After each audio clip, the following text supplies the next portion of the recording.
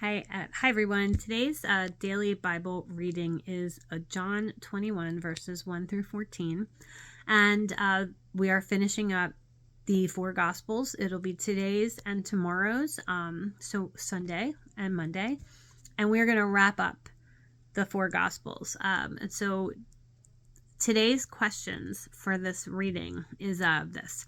The disciples had seen the risen Jesus twice already, yet they went back to fishing and caught nothing until they obeyed Jesus' word.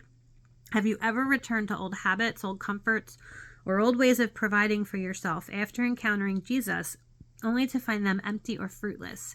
What did that season feel like? Then we talk about the breakfast.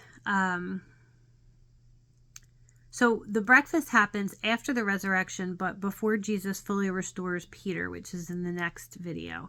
It shows that Jesus doesn't wait for us to be perfect before he welcomes us. How does this scene encourage you when you feel like you failed, gone backward, or don't know what to do next? What would it look like for you to simply come to Jesus today, just as you are, and share a meal with him? So I'm kind of like in a situation like that right now.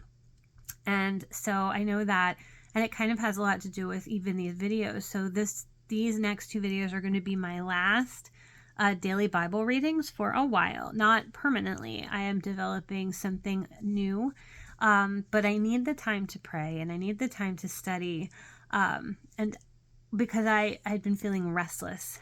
And I know that confusion and restlessness are not what God wants for me in all of this. And so this is where I am. And Jesus doesn't wait for me to be perfect. And I'm like, that is me when I get caught up in all of it, and all of the things. And it kind of becomes less meaningful, right? And that is also not something that any of this should be.